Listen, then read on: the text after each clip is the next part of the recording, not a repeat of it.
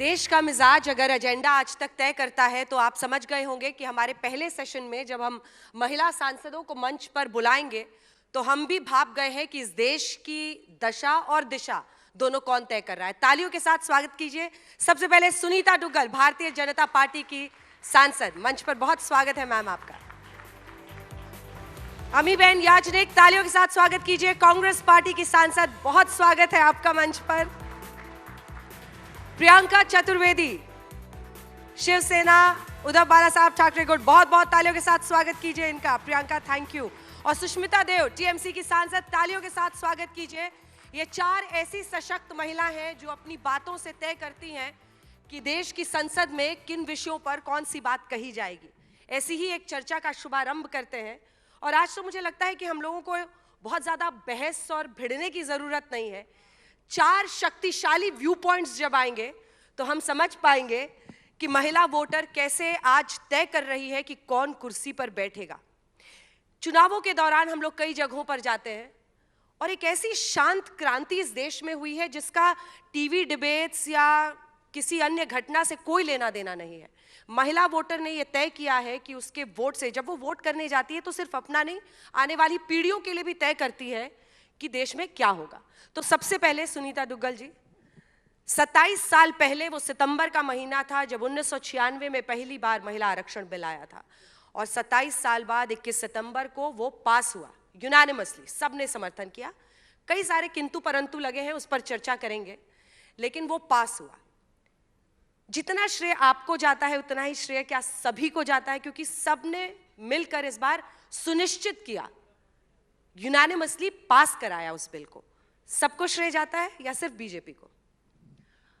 बहुत बहुत धन्यवाद अंजना जी।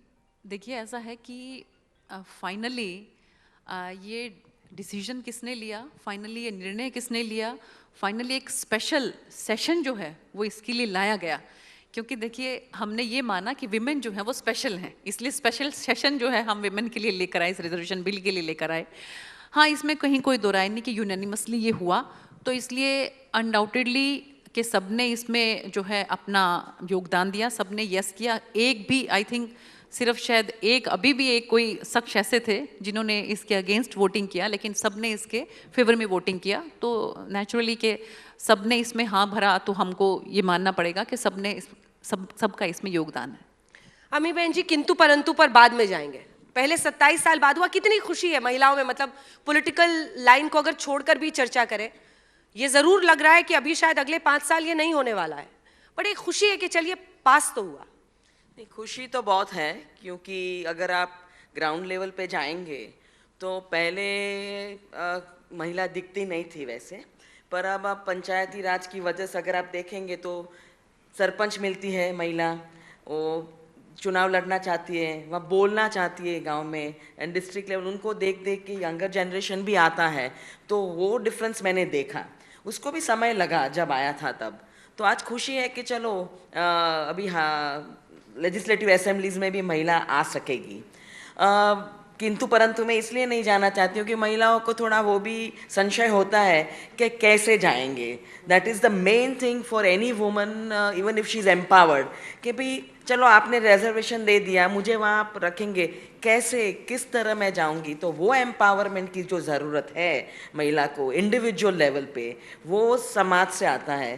तो उसका थोड़ा डाउट महिला में रहता है, पर मुझे लगता है कि हर जगह महिला खुश है। पर वो जब भी कहीं केवियट आता है, कंडीशन आती है कि हाँ वो सेंसस के बाद होगा, डिलिमिटेशन के बाद होगा, तो पूछती है डिलिमिटेशन क्या है, कौन करने वाला है, कब होगा।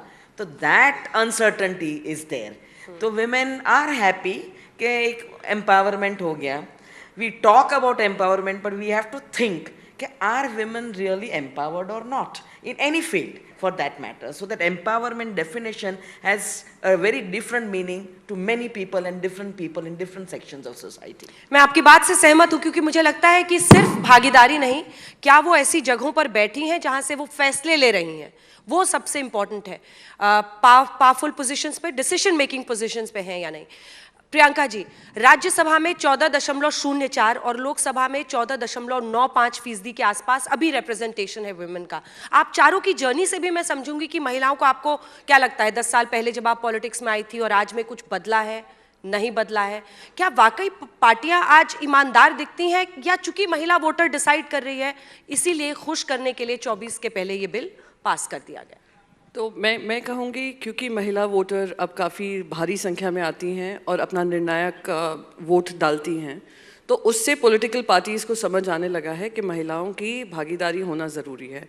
पहली बात ये, अगर आप मेरी जर्नी की बात करेंगे 10 साल में जो भी जर्नी रही है एज़ कम्पेयर टू वॉट जो अब आएंगी महिलाएँ, हो सकता है हमने थोड़ी ज़्यादा लड़ाई लड़ी हो, पर इस बात की खुशी है कि वो लड़ाई हमने लड़ ली, उसका जो फल होगा आने वाली पीढ़ियों को मिलेगा। तो मैं मानती हूँ कि ज़्यादा से ज़्यादा महिलाएं आएँ। हमने रिजर्वेशन किया है, पर रिजर्वेशन से पहले अगर पॉलिटिकल पार्टीज़ भी, भले ही 2029 में कुछ लागू हो रहा है, आने वाले चुनाव में nobody stops any political party कि आप ये टिकट्स महिलाओं को दें। पर दुख इस बात का भी होता है, जब आपने कहा कि पावरफुल पोजीशन में, तो विजय राजे सिंधिया जी जो रही हैं वहाँ की मुख्यमंत्री राजस्थान की, उम्मीद थी कि एक महिला को भी ये अपॉर्चुनिटी दी जाएगी भारतीय जनता पार्टी की तरफ से। Vasundhara Raje, I am so sorry, Vasundhara Raje ji, उनको अपॉर्चुनिटी दी जाएगी, पर वो कहीं ना कहीं उनको उससे वंचित रखा गया, तो उस बात का दुख भी है। दिया कुमारी को डेप्यूटी बनाया, उससे खुशी है? सीएम और डेप्यूटी में बहुत फर्क होता है। बहुत फर्क होता है, वो तो हम लोग जानते हैं, महाराष्ट्र में दिख रहा है। देखा है ना। सुष्मिता जी, आप एक ऐसी पार्टी से हैं जहां पर ममता बनर्जी जिसको लीड करती हैं, और ये बात सबको माननी चाहिए कि लोकसभा में सबसे ज्यादा महिलाओं को टिकट अगर किसी पार्टी ने दिया तो वो टीएमसी थी। तो वॉक द टॉक होगा वाकई, या फिर अब 29 तक पुश हो गया, आगे होगा? पार्टियां अभी भी तो 33% टिकट दे सकती हैं। इन्होंने 26 दी मध्य प्रदेश में, उन्होंने शायद 28 दी, तो यहीं पर मामला अटक गया है। 230 में आप 26 को टिकट देते हैं और कहते हैं हम 33% आरक्षण लाना चाहते हैं। कैसे विश्वास करें कि आप पार्टियां ईमानदार हैं? देखिए, प्रियंका जी कह रही थी वसुंधरा जी राजे के बारे में, तो मैं कल सोच रही थी कि आज के इस कार्यक्रम में मैं कह पाऊंगी कि नहीं, कि अभी भी सिर्फ एक महिला मुख्यमंत्री अगर देश में है, आज भी ममता बनर्जी है।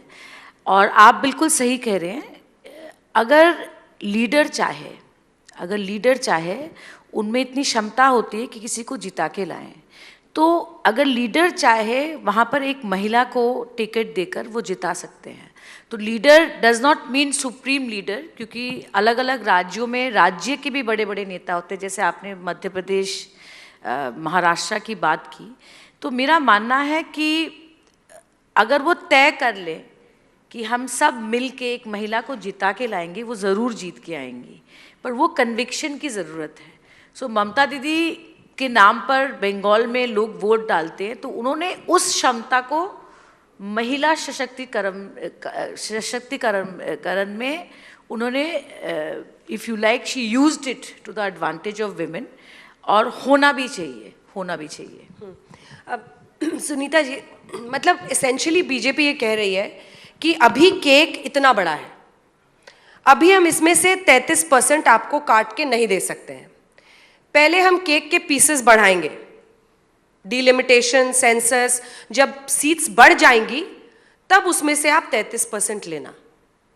इसका क्या मतलब है? कब तक इतने सालों से, इतने दशकों से हम इंतजार कर रहे थे, अभी तो आपने टाइमलाइन में और बढ़ा दिया। और जब कहते हैं ना रेस के पास करीब, तो लास्ट वाला जो होता है लैप, वो सबसे मुश्किल होता है। अब वो लास्ट लैप आप कैसे करेंगे? आप कह रहे हैं पहले हम केक का पीस बड़ा करेंगे, फिर उसमें से 33% आपको देंगे, एसेंशियली यही कह रहे हैं ना? अंजना जी, सबसे पहले तो ये है कि 2011 में जो सेंसस हुआ था, तो अभी वो ओवरड्यू है। बिकॉज ऑफ कोविड जो है 2021 में जो होना था वो डिले हो गया है, तो नेचुरली कि अभी बहुत जल्द जो है वो होना है, बाकी है। तो सेंसस होगा तो उसमें बिल्कुल ठीक बात है कि केक का साइज़ बढ़ेगा, और केक का साइज़ बढ़ेगा तो अभी भी हम लोग कितना ही जो है वो महिला सशक्तिकरण की बात कर लें, फिर भी हम ये मानते हैं कि मैन डोमिनेटिंग सोसाइटी है। तो जो हिस्सा आदमी लोगों का महिलाओं के खाते में आने वाला था, तो ऑलरेडी जब सीटें बढ़ जाएंगी तो मुझे लगता है कि उनको भी बहुत ज़्यादा दिक्कत नहीं होएगी उसमें। और फिर उसके बाद डिलिमिटेशन होना है वो भी नेचुरल है। तो इसलिए ये तो एक जो है प्रोसेस है। और 2011 के बाद से आप देखिए कि हम लोग सेंसस की वेट कर रहे हैं, तो उसके बाद अब जब सेंसस होगा तो नेचुरली उसके बाद डिलिमिटेशन होगा। डिलिमिटेशन के बाद हमने फिक्स कर दिया कि उसके बाद उसमें से 33% जो है वो महिलाओं को मिलेगा ही मिलेगा। तो मुझे नहीं लगता कि इसको जो भी इन चीज़ों को टेक्निकली समझता है उसको कहीं कोई दिक्कत है। ये सिर्फ एक पॉलिटिकल एजेंडा लेकर जो है सिर्फ ये कहने की कोशिश की जा रही है कि नहीं जी देखिए पहले कह रहे हैं सेंसस करेंगे फिर हम डिलिमिटेशन करेंगे उसके बाद जो है आपको इसमें रिजर्वेशन मिलेगा। तो इसलिए इस चीज़ को ये टेक्निकली ये जो है ऐसा करना वाजिब है, ऐसा करना बनता है, ऐसा करना ही होगा। अमी बहन जी, इस पर जब भी चर्चा होती है तो कांग्रेस पार्टी कहती है अच्छा ठीक है ना, हमने नहीं किया, आपने किया, तो आपने ऐसे क्यों नहीं किया, आपने वैसे नहीं। आपने क्यों नहीं किया? क्या आपको नहीं लगता है कि जो महिलाओं की हालत देश में 1947 में रही होगी, 50 में रही होगी, 60 में रही होगी, 70, 2020-23 में तो उससे बेहतर ही है? अभी भी जरूरत है महिला आरक्षण की। क्या आपको नहीं लगता है कि बहुत बड़ी नाइंसाफी हुई है? इतने दशकों तक जो आपने इसमें ईमानदारी नहीं बरती, आपने इसको पास नहीं कराया। आप तब कोटा विद इन कोटा की बात नहीं करते थे, अब आप कह रहे हैं इसमें ओबीसी कोटा लाइए। ओबीसी कोटा तो पूरे पार्लियामेंट के चुनावों में नहीं है, SC ST है, लेकिन ओबीसी कोटा तो वहां भी नहीं है। मतलब पुरुषों में ये ओबीसी कोटा ना हो, लेकिन महिलाओं का आए तो उसमें ये तीनों कोटा डालो। क्या ये सिर्फ मीन मेक और कुछ ना कुछ एक कांटा अड़ाने के बराबर नहीं है? 2 प्रश्न है मेरे। नहीं, पहले आप जब महिला आरक्षण की बात करते हैं तो women empowerment is the most important component. मुझे ये बात बताना हमेशा ज़रूरी लगता है, इसलिए कि जब राजीव गांधी जी ज़मीन पे चल रहे थे, मिल रहे थे लोगों को, तो उन्हें लगा कि हम महिला की बात कर रहे हैं पर महिला पॉलिटिकली तो कहीं आ ही नहीं रही है, कहीं दिख ही नहीं रही है, तो कैसे लाएंगे? ऐसे कहेंगे चलो आप महिला को लाओ, महिला को लाओ, तो ऐसे समाज नहीं आने देगा। आप मुझे बताइए कि कौन सा समाज ऐसे कहेंगे अच्छा हम तो महिला आरक्षण में मानते हैं, महिला एम्पावरमेंट में मानते हैं, आपको हम टिकट देते हैं। मैंने तो कभी कहीं देखा नहीं। तो उन्होंने सोचा ये इसको बाय लॉ कानून से अगर लाएंगे तो ही बेचारी महिला जो बेचारी कहलाती है वो आके कुछ बोल सकेगी। That is how the Panchayati law came and it was only at the village level. तो वहाँ उसको आज 30 इयर्स हो गए और मिनिस्टर जी ने जवाब दिया है पार्लियामेंट में कि आज 1 लाख से ऊपर महिला सरपंच हो चुकी है। It took 30 years. ना ये पॉलिटिकली नहीं, लीगली लाए थे कानून बना के 73rd और 74th amendment in the constitution, तब इनको compulsory you have to give it to a woman. वरना मुझे नहीं लगता है, हम पैट्रियार्कल समाज की बात करते हैं, let us not avoid these words, तो वो नहीं देंगे अपने आप कि नहीं बहन आप बहुत अच्छा कर रही है गांव में, आप आ जाओ सरपंच बन जाओ या तो कमेटी में बैठ जाओ। ऐसा नहीं होता है। So that empowerment took 30 years.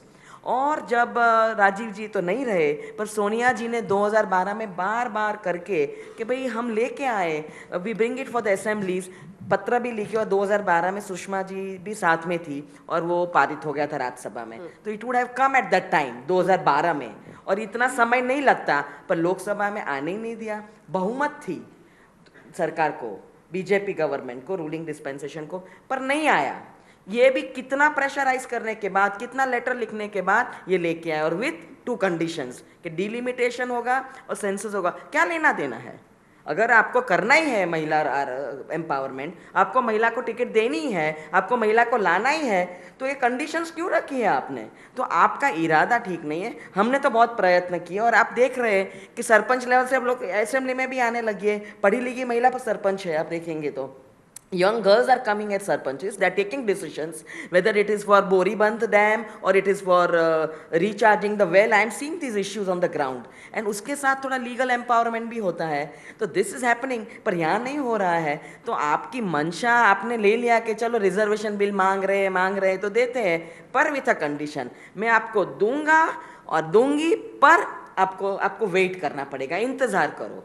तो that means the women have to empower themselves, तभी वो आ सकेंगी ना कि नहीं मैं लड़ सकती हूँ, मैं आ सकती हूँ, मुझे टिकट मिलना चाहिए। So this is the issue and issues involving women empowerment. OBC पे आप चुप रह गई? नहीं, वो see again that is a census issue and हर एक को आना चाहिए ना। पर पुरुषों में भी ओबीसी का रिजर्वेशन नहीं है? नहीं, अब तो we are only talking about reservations in every section. आप देखिए हर जगह कोई भी बात होती है तो ये सेक्शन कहाँ बोला आपने कि पुरुषों के लिए भी पार्लियामेंट में रिजर्वेशन हो ओबीसी का? ये तो नहीं बोला राहुल जी ने। नहीं, पुरुषों भी मांगेंगे ना, दे विल हैव टू। अच्छा, इसके बाद मांगेंगे, पहले महिलाओं के लिए मांगेंगे, फिर पुरुषों के लिए मांगेंगे। मांगेंगे नहीं, पुरुष खुद मांगेंगे ना अभी। अच्छा, पुरुष खुद मांगेंगे। अभी आप देखते जाइए क्या होता है। ट्रिक क्वेश्चन ही, मैं खुद समझना चाह रही हूँ कि पॉलिसीज क्या है पार्टीज की इस पर, क्योंकि ओबीसी को लेकर समझ नहीं आ रहा है। क्या ये सिर्फ फांस बनाने के बराबर नहीं है प्रियंका जी? मैं आपसे भी पूछ रही हूँ, क्योंकि ये तमाम पार्टियों ने caste census, OBC vote bank, क्योंकि 33 से 44% ओबीसी ने 2019 में मोदी को वोट किया, तो ये एक बहुत मजबूत हथियार है आपके लिए कि ओबीसी को आपको अपनी तरफ करना है। इसीलिए जब रिजर्वेशन है ही नहीं ओबीसी के लिए पार्लियामेंट में, तो महिलाओं वाले में क्यों ऐड किया जाए? नहीं, हमारी पार्टी का स्टैंड बहुत क्लियर था कि हम 33% रिजर्वेशन महिलाओं का समर्थन कर रहे हैं, उसमें हम रिजर्वेशन विद इन रिजर्वेशन नहीं मांग रहे हैं, सबसे पहली बात। दूसरी बात, आपने एक वर्ड का इस्तेमाल किया, फार्स। मैं कहूँगी सबसे बड़ा फार्स जो हुआ है देश की महिलाओं के ऊपर हुआ है। जब कॉन्स्टिट्यूंट असेंबली बनी थी, उस पर जब चर्चा हुई थी कि क्या महिलाओं को अलग से रिजर्वेशन मिलना चाहिए, निर्णय ये हुआ था कि जब हम सबको इक्वल वोटिंग राइट्स दे रहे हैं, इक्वल सिटीजन, आप देखिए बाकी सारे देशों में इसकी लड़ाई लड़ी है महिलाओं ने, हमें तो इक्वल राइट्स, वोटिंग राइट्स, ये सब दिए गए थे। और ये कहा गया था this will be natural way कि महिलाएं भी भागीदारी लेंगी, जैसे फ्रीडम मूवमेंट में लिया, ऐसे भी इलेक्शन प्रोसेस में भी लेंगी, पर उनके लिए बैरियर्स क्रिएट किए गए। आप पूछ रही हैं कि 30 साल का इंतज़ार क्यों, 20 साल का इंतज़ार क्यों? राजीव गांधी जी के समय पे जब ये आरक्षण हुआ, उनके पास एक बहुमत वाली सरकार थी, he could have done it. उसके बाद अगर कोई बहुमत वाली सरकार आई है, भारी बहुमत वाली सरकार आई है, नरेंद्र मोदी जी की आई, और नरेंद्र मोदी जी की सरकार 2019 या 23 में नहीं आई है, 2014 में आई है। उनके मैनिफेस्टो में लिखा हुआ है कि ये हम आरक्षण देंगे जैसे ही हम सत्ता में आते हैं। आपको एक तो इतने साल ये भी विश्वासघाती हुआ, फार्स हुआ। दूसरा, आप कह रहे हैं कि रिजर्वेशन डीलिमिटेशन में, ma'am with all due respect to Sunita ji, I respect her tremendously, वो कह रही डीलिमिटेशन हो जाएगा, सेंसस जैसे आएगा। डीलिमिटेशन की लड़ाई ऑलरेडी शुरुआत हो चुकी है नॉर्थ वर्सेस साउथ को लेकर, एंड मैं ये नॉर्थ वर्सेस साउथ नहीं करना चाह रही हूँ, पर वहाँ पर कंसर्न्स हैं in terms of representation in the parliament, क्योंकि ये पॉपुलेशन के आधार पर सीट्स का निर्णय होगा। तो it is not going to be so easy, ये लड़ाई सुप्रीम कोर्ट जाने वाली है। तो मैं कहती हूँ जो केक आपके सामने है, और केक में आपने ये नहीं कहा था जब 2014 में महिलाओं को वादा किया था, ये नहीं कहा था कि जब केक हम आधे किलो से 1 किलो करेंगे तब आपके लिए रिजर्वेशन करेंगे। आपने कहा था उसी आधे किलो केक में हम आपकी भागीदारी बढ़ाएंगे। तो वो विश्वासघात क्यों किया महिलाओं के साथ? क्योंकि जब आरक्षण पंचायत इलेक्शंस में भी हुआ था, वो इमीडिएट लागू हुआ था, वो कोई पोस्ट डेटेड चेक की तरह नहीं है कि आपको आने वाले 5 साल में हम प्रॉमिस करेंगे। That is the only farce played on the women. Sushmita ji, लेकिन सच्चाई की धरातल पर आए तो बहुत कड़ा निर्णय होता है ये, और ये सच है कि सबको, अगर आप समाज में बहुत बड़ा बदलाव करना चाहते हैं, आप सडनली थोप नहीं सकते हैं। क्या इसकी वजह से, क्योंकि जुमला कहा, अब तो खैर सांसद नहीं रही, महुआ मोइत्रा जी ने आपकी पार्टी की तरफ से इसमें पार्लियामेंट में कहा था, उन्होंने कहा था कि ये जुमला है इस सरकार का। जुमला कैसे है? क्योंकि अल्टीमेटली यूनानिमसली आप ही पार्लियामेंटेरियंस ने इस बिल को पास किया। ये सच है कि सरकार कह रही है हम इसको डीलिमिटेशन के बाद, जब सब इसके लिए मेंटली तैयार हो जाएंगे, हम इसको लागू कर देंगे। फिर जुमला कैसे? रिजर्वेशन में जो सबसे बड़ी बाधा होता है वो मेल एमपीज कहते हैं कि हम अपना सीट क्यों गिव अप करें कोटा के लिए। एग्जैक्टली। तो डीलिमिटेशन के साथ इसको जोड़ के पुरुषों को ये मैसेज दिया है कि आपको अपना सीट नहीं छोड़ना है, क्योंकि लोकसभा में सीटें बढ़ेंगी तो आप अपना सीट रखेंगे, एडिशनल महिलाएं आएंगी। सुनीता जी हाँ कर रही हूँ। हाँ, दूसरी बात मैं ये कहना चाहती हूँ कि डीलिमिटेशन सेंसस होगा, सुनीता जी ठीक कह रही है, सेंसस तो होना ही है। अगर आप डीलिमिटेशन के इतिहास को देखेंगे, पहले इंदिरा जी ने करना चाहा पर कर नहीं पाई, क्योंकि पॉपुलेशन कि जहाँ जिन राज्यों में आबादी नहीं बढ़ी है उनकी सीट कम हो जाएंगी, इंदिरा जी ने एक बारी उसको डिले किया।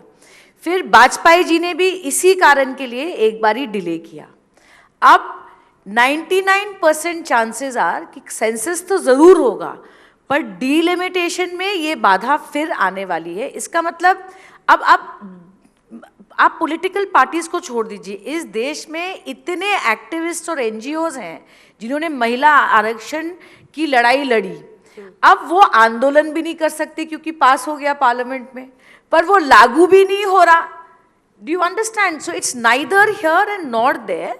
और मेरा ये मानना है कि मोदी जी या मोदी जी की सरकार, भारतीय जनता पार्टी इसको डीलिमिटेशन से ना जोड़कर शायद ये कह सकते थे कि हम ये 5 साल के अंदर लागू करेंगे, सो दैट एक एडजस्टमेंट का वक्त सबको मिल जाता। बट डीलिमिटेशन एक ऐसा प्रोसेस है कि इस देश में कब होगा, मुझे तो बहुत संदेह है कि नेक्स्ट तो अगर मैं आप सेंसस के सभी बाद होगा। सांसदों की बात को सही समझी हूं तो इस देश की संसद ने मर्द सांसदों की रजामंदी से यह तय किया है बिल्कुल कि मर्दों की कुर्सियों को हिलाए बिना हम कुर्सियों की संख्या बढ़ाकर कुछ और महिलाओं को यहाँ ले आए। बिल्कुल।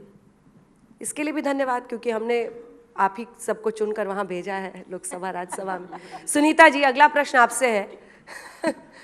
तमिलनाडु जिसने पॉपुलेशन को कंट्रोल किया है, जिस पर वो दोनों बोलना चाह रही थी, तो वहां पर जो डीलिमिटेशन में भी सीट ज्यादा नहीं बढ़ेंगी, लेकिन अगर आप कंपेयर करें उत्तर प्रदेश से जहां पर पॉपुलेशन ज्यादा है, डीलिमिटेशन के बाद सीट्स बढ़ेंगी बहुत ज्यादा।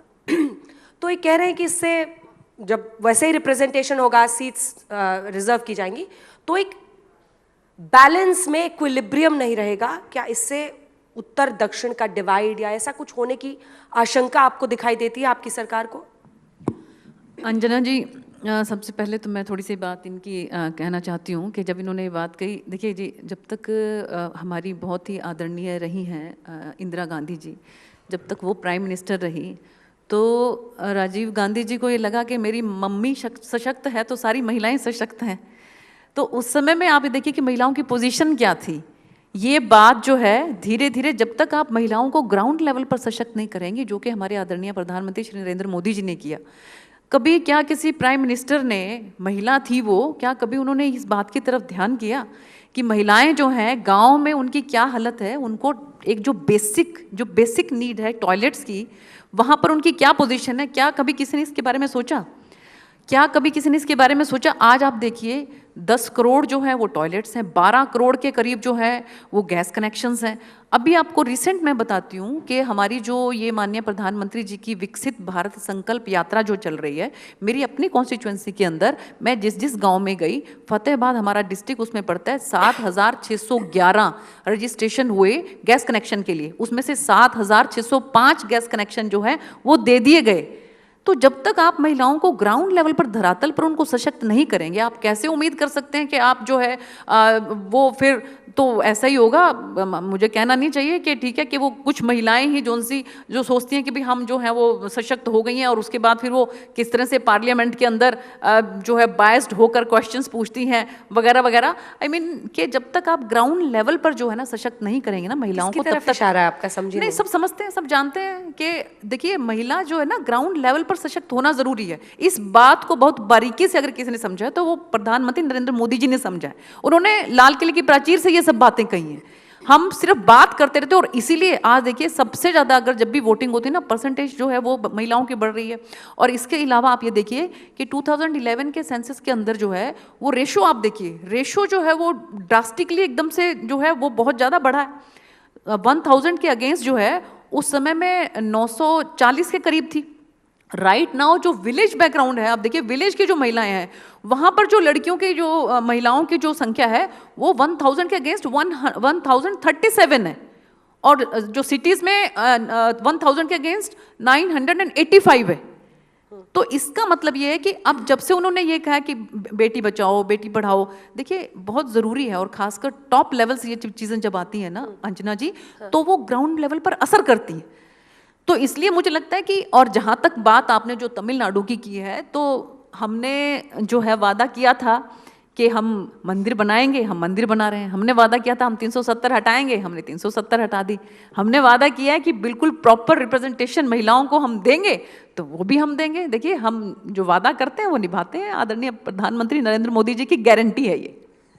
अमी बहन जी, आपसे अगला सवाल है, और वो सवाल ये है कि प्रधानमंत्री खुद ये कहते हैं कि बीजेपी में जितनी भी महिलाएं हैं वो ग्रास रूट लेवल से काम करके ऊपर बढ़ी हैं। अभी 3 कार्यकर्ताओं को, जिनको शायद कल रात, बीती रात नींद भी नहीं आई होगी अच्छे से, क्योंकि आज सुबह वो सीएम बन के उठ रहे हैं।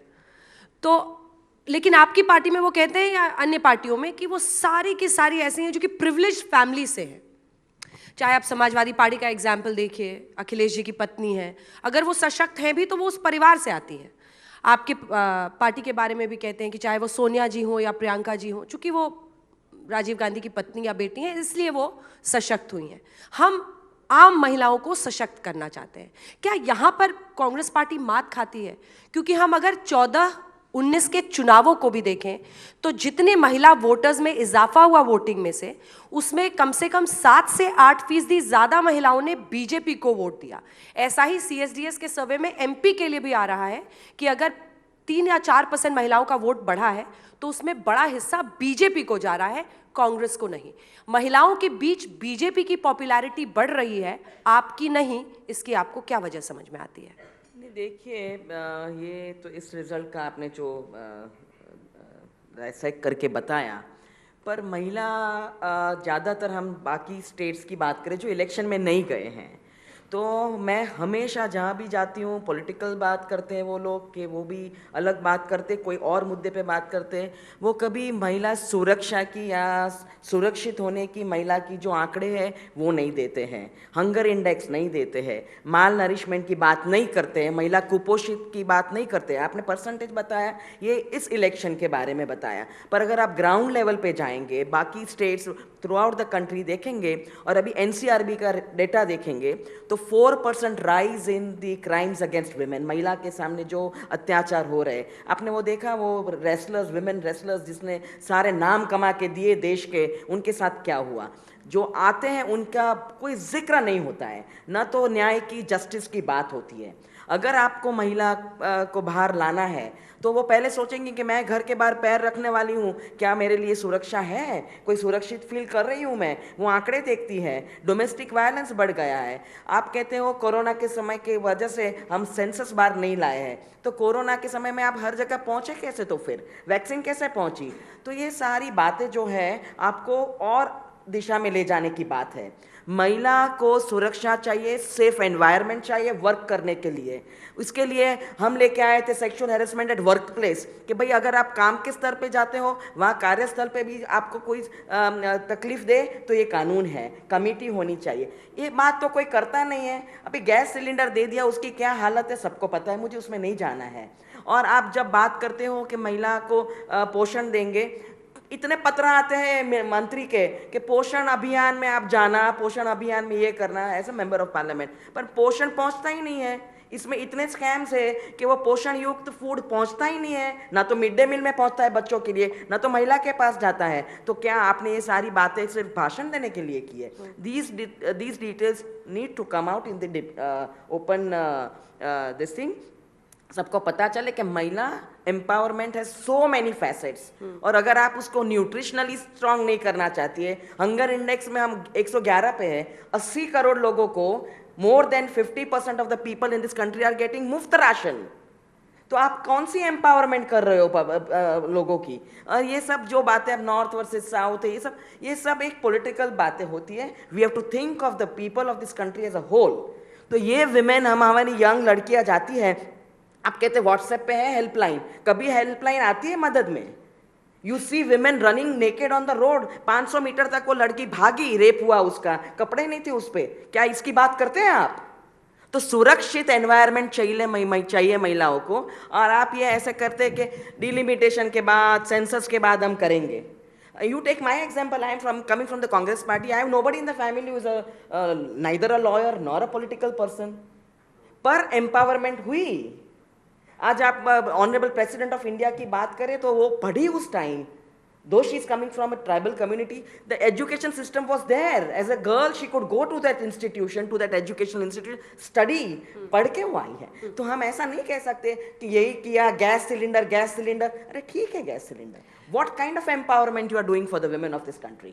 प्रियंका जी, यही सब जो एक्चुअली मेरा सवाल था, वो सवाल का एक्सटेंशन हो गया कि इतने इश्यूज हैं महिला रेसलर्स के इशू पर। मुझे लगता है कि लगातार आज तक ने भी उसको कवर किया, बहुत आवाजें उठी, लेकिन बावजूद इसके महिलाओं में बीजेपी का वोट प्रतिशत बढ़ रहा है।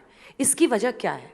नहीं, देखिए, अगर आप प्रतिशत देखेंगे महिलाओं और पुरुषों में करेंगे, एज ऑफ नाउ पॉपुलैरिटी है तभी जीत रहे हैं, ये तो यू कैन नॉट डिनाई। तो महिलाएं भी जो न्यूज़ पढ़ती होंगी, देखती होंगी, उनको लग रहा होगा कि as of now this is the option for them. मैं बस दो चीज़ यहाँ पर कहना चाहती हूँ। आपने कहा परिवारों से आती हैं, आपने अखिलेश यादव जी का उदाहरण दिया, डिम्पल यादव जी का उदाहरण दिया।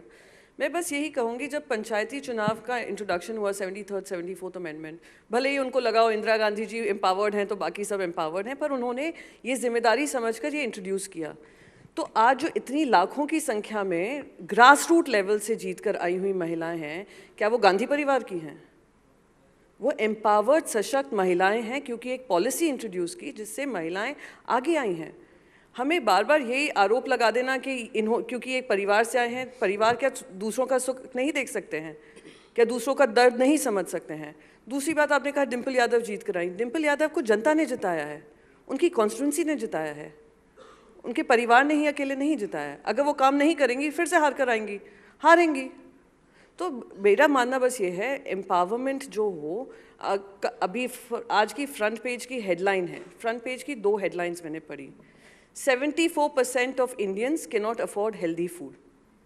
ये 74%, इसको भी खारिज कर दिया जाएगा, क्योंकि कोई इंटरनेशनल एजेंसी है जो यूनाइटेड नेशंस लिंक्ड है, खारिज कर दिया जाएगा। मैडम कह देंगी आकर, एक मंच पे आकर ऐसे ही बोल देंगी कि अगर मैंने खाना नहीं खाया होगा, मुझे फ़ोन आता है तो मैं कहूँगी हाँ of course I am hungry, तो हंगर इंडेक्स बन जाता है। इसी तरीके से कहेंगी oh junk food is very popular these days, तो children are eating junk food, इसलिए हेल्दी फूड नहीं मिल रहा है उनको। मेरे कहने का मतलब है कि दीज आर चैलेंजेस। दूसरी हेडलाइन मैंने क्या पढ़ी, यूपी के BJP MLA has been convicted in a rape case. और रेप किसका क्या है? एक 15 साल की लड़की का कन्विक्शन हुआ है, मैं एक्यूजेशन नहीं बोल रही हूँ। तो आप दोनों तरफा बात नहीं कर सकते हैं। आई एम श्योर महिलाएं अभी इस समय पर वो पॉपुलैरिटी की वजह से वोट कर रही हैं, पर जब धरातल पे देखेंगी कि ऐसा डिफरेंस कुछ हो नहीं रहा है, तो उनका भी, मैं मानती हूँ, वोट बदलेगा और बदलाव होगा। सुष्मिता जी, आप कैसे देखती हैं 5 राज्यों में से 3 में, जो हिंदी पट्टी के 3 बड़े राज्य हैं, तेलंगाना में कांग्रेस की जीत हुई है, हिंदी पट्टी में जो तीनों राज्यों में जीत हुई है 2024 के पहले, और चूंकि इंडिया गठबंधन में ममता दी इतनी सक्रिय है, क्या आपको लगता है उसके लिए एक बहुत बड़ा सेटबैक है ये? देखिए, चुनाव में हार जीत चलता रहता है, और लोकतंत्र में एक चीज़ तय है कि कोई नहीं कह सकता कि 3 महीने बाद क्या होने वाला है। Politics is so dynamic. पर एक अहम सवाल आपने पूछा है कि महिला वोट के बारे में, कि what is the direction of महिला वोट। देखिए, जैसे हम एससी वोट्स की बात करते हैं, एसटी वोट्स की बात करते हैं, ओबीसी वोट्स की बात करते हैं, महिलाओं को एक अलग वोट बैंक शब्द अच्छा नहीं लगता, पर एक अलग वोटर सेक्शन की तरह ट्रीट करना बहुत ज़रूरी है। ये तय हो गया है जो ममता दीदी ने बंगाल में किया है, और शायद BJP through it's direct benefit is doing it, you know. But एक चीज़ ज़रूर है, मैं प्रियंका जी के साथ सहमत हूँ, but the mind set of the BJP I question. मैं आप छोटा सा उदाहरण देती हूँ कि आप हमेशा गैस सिलेंडर महिलाओं से क्यों जोड़ देती है? हमारी जगह की सिर्फ रसोई में है। Gas cylinder has an impact on the energy issue, on household budget issue, and impacts a man and the sons of the families. It's a mindset. Gas cylinder means women, means you belong in the kitchen. So gas, I'm just giving one example, और ये बिल्कुल तय है कि एक ज़माना था महिलाएं बाहर नहीं निकलती थी वोट देने के लिए। सो किसी भी पार्टी को अगर सत्ता में आना है, उनको ये समझना पड़ेगा कि women voters are a separate distinct vote bank with unique needs, which Mamata di has catered to in Bengal. If you look at her scream, Kornashi and all these things. So it is high time. और ये बात भी तय है कि राजीव जी ने जो किया पंचायत में, उन्होंने ये बिल्कुल साबित कर दिया कि देश की महिलाओं को अगर आप मौका देंगे, चाहे वो असेंबली में हो या लोकसभा में हो, राज्यसभा में हो, वो सक्षम बनेंगी। इसलिए मैं सुनीता जी को ये कहूँगी, it's an argument, horse before the cart और कार्ट बिफोर द हॉर्स। आप महिलाओं को जैसी भी है, मोदी जी तो वोट कैचर है, वो किसी को भी जिता सकते हैं, लाइए ना सदन में, वो सक्षम बन जाएंगी। पर अगर आप रुके रहे कि जब ये सक्षम बनेंगे तब इनको सदन में लाएंगे, फिर तो ऐसे ही सिलसिला चलता रहेगा। So don't have that attitude, bring the women forward, they will prove themselves. And एक इंटरेस्टिंग चीज़ मैं आपको बताना चाहती हूँ, there is a book, I was trying to look for the author. ये जो डायनेस्टी की बात आती है कि राजीव जी की धर्मपत्नी बनी कांग्रेस प्रेसिडेंट, या प्रियंका जी कुछ बनी, या Sushmita Dev, my father was also politician. Let me tell you, जो लोग विमेन एम्पावरमेंट पे लिखते हैं, they consider families the biggest facilitators for women empowerment, biggest, it is a channel for women to come in, you understand, और वो जीत के आते हैं। So look at dynasties as a facilitator of women. Why shouldn't I Mayawati come, why shouldn't a Sushmita Dev come, why shouldn't a Priyanka Gandhi come, why shouldn't a Vasundhara Raje come, और Poonam Mahajan for that matter. So you should look at families as facilitators who bring women into parliament. हमेशा dynast बोल के ये ठीक नहीं है, वो चुनाव पे जीत के आते हैं। आज बहुत सारे सक्षम महिलाएं बीजेपी में है। सबसे अच्छी लाइन आपने बीच में धीरे से स्लिप कर दी कि मोदी जी तो किसी को भी जिता सकते हैं। बिल्कुल। You want to rethink that? Absolutely. I'm telling you, Modi ji claims to be the biggest vote catcher. जब वो सदन में आते हैं सब मोदी मोदी करते हैं, मतलब वो खुद कह रहे हैं कि मोदी जी के लिए जीत के। सो ब्रिंग मोर विमेन ना, there's nothing stopping you. तालियों के साथ आप चारों का बहुत स्वागत। लेकिन जाना नहीं है क्योंकि वहां आपको लिखना है कि देश का एजेंडा 2024 के लिए क्या है। तो इस वाले पोडियम पे आइए प्लीज। अंजना जी, सुनीता, मैं थोड़ा सा रिप्लाई करना चाहती हूँ 2 लाइन में बस, क्योंकि सब ओ पार्लियामेंट्री क्वेश्चन, ठीक है। You want to just write and then leave? आप लिख दीजिए वहां पे आपका एजेंडा क्या है 2024 के लिए, क्या होना चाहिए देश का एजेंडा। ठीक है, हाँ सुनीता जी आप बोल लीजिए। हाँ अंजना जी, मैं ये जो उनकी डायनेस्टी की बात वो कर रही थी, मैं सिर्फ यही कहना चाह रही हूँ, सिंपल छोटी सी बात है। उन्होंने कहा कि क्या महिलाओं का जो है वो घर में ही चूल्हे तक ही उनका वो है। देखिए उनकी फैमिली में वो जहाँ पर आज पहुँची हैं, आज एक्चुअली में ग्राउंड पे तो सबसे पहले तो जो जरूरत है उनकी, पहले वो जरूरत पूरी करनी है ना, उसके बाद ही वो आगे एम्पावर होंगी। तो इसलिए ये कहना कि भाई हम चूल्हे, पहले आप उनका चूल्हा तो संभालिए। ये ईज ऑफ लिविंग जो है that is very important for women. अच्छा, वील जस्ट चेक।